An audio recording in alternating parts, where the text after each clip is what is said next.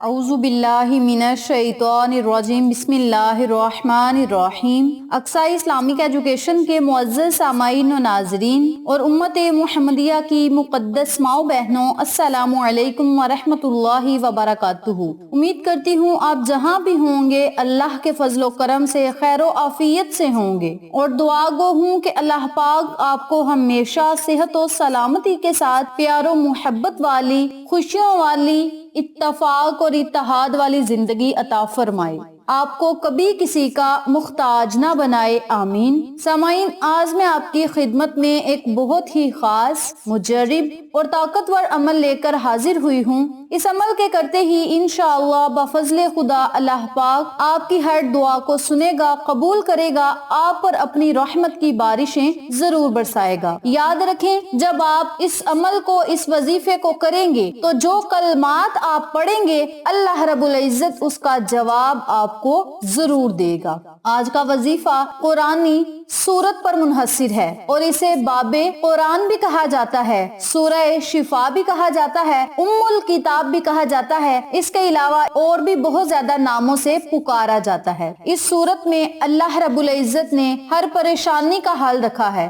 ہر مصیبت سے نجات کا حل رکھا ہے، ہر بیماری سے نجات کا، ہر غم سے نجات کا اس میں حل رکھا ہے۔ یاد رکھیں، پورے قرآن پاک کا نچوڑ اس سورت مبارک میں ہے۔ جو بندہ اس سورت کو سمجھ کر پڑھے گا، میرا اللہ اس کی بہت ہی نزدیک ہو کر دعاؤں کو سنے گا، حاجات کو پورا کرے گا، تمام مقاصد میں اسے کامیابی و کامرانی عطا فرمائے گا۔ بہت ہی آسان عمل ہے، چھوٹا سا عمل ہے، اس کی فضیلت و برکات بہت ہی زیادہ ہیں۔ یاد رکھیں، اس سورت کا سب سے زیادہ مشہور نام فاتحہ الکتاب یا الفاتحہ ہے۔ فاتحہ ابتدا اور شروع کو کہتے ہیں، چونکہ ترتیب خطی میں یہ سورت قرآن مجید کے ابتدا میں ہے، اس لیے اس کا نام فاتحہ رکھا گیا ہے۔ فاتحہ کا معنی کھولنے والی کے بھی ہیں۔ یہ سورت قرآن پاک کے علوم بے پایا کی چابی ہے، اس لیے بھی اسے فاتحہ کہا جاتا ہے۔ اس سورت کے اور بھی کئی نام ہیں، جس طرح میں نے پہلے بھی ذکر کیا ہے، مثلا ام القرآن، ام الکتاب۔ سورت فاتحہ کا نام ام الکتاب اس لیے رکھا گیا، قرآن شریف کی کتابت کی ابتدا اسی سے ہوتی ہے اور نماز میں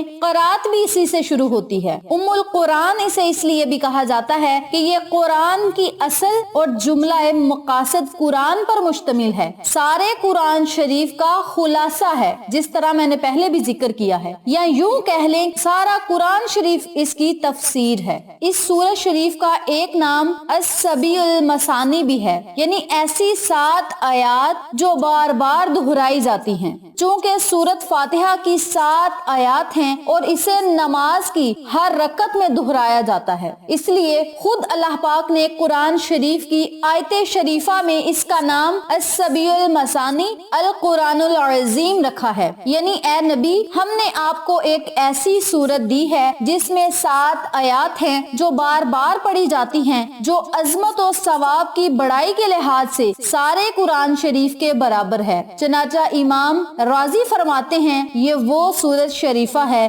جس سے 10,000 مسائل کا حل نکلتا ہے۔ باحوالہ تفسیر القبیر۔ اس سورت شریفہ کا نام الصلاۃ بھی ہے، چنانچہ باروایت حضرت ابو ہریرہ حدیث میں مذکور ہے، اللہ پاک فرماتا ہے کہ میں نے نماز کو اپنے درمیان اور اپنے بندے کے درمیان نصفہ نصفی تقسیم کر دیا ہے، میرے بندے کو وہ ملے گا جو اس نے مانگا۔ بس جب بندہ الحمدللہ رب العالمین کہتا ہے تو اللہ فرماتا ہے کہ میرے بندے نے میری تعریف بیان کی، اور جب بندہ الرحمن الرحیم کہتا ہے تو جواب میں اللہ تعالیٰ فرماتا ہے کہ میرے بندے نے میری ثنا بیان کی، اور جب بندہ مالک یوم الدین کہتا ہے تو اللہ فرماتا ہے کہ میرے بندے نے میری بڑائی شان بیان کی، اور جب بندہ ایاک نعبد و ایاک نستعین کہتا ہے تو اللہ فرماتا ہے کہ اس آیت کا نصف میرے لیے اور نصف میرے بندے کے لیے ہے، اور جو میرے بندے نے مانگا وہ اسے ملے گا آخر تک۔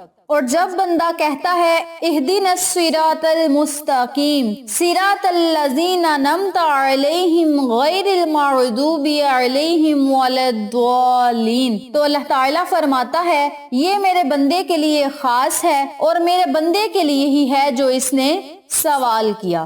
جب آپ اس سورت مبارک کو پڑھیں گے تو اللہ رب العزت آپ کو جواب ضرور دے گا، جس طرح میں نے پڑھ کے آپ کو بتایا ہے۔ جب بندہ اللہ کی حمد و ثنا بیان کرتا ہے تو رب کریم بڑا ہی نزدیک ہو کر اس کی دعا کو سنتا ہے، اور جب آپ اس مبارک سورت کو پڑھ کے اللہ سے کچھ مانگیں گے تو انشاءاللہ اللہ کی رحمت جوش مارے گی، آپ اللہ سے جو مانگیں گے رب کریم آپ کو عطا کرے گا۔ اب میں آپ کو عمل بتانے لگی ہوں، توجہ سے ملاحظہ فرمائیں۔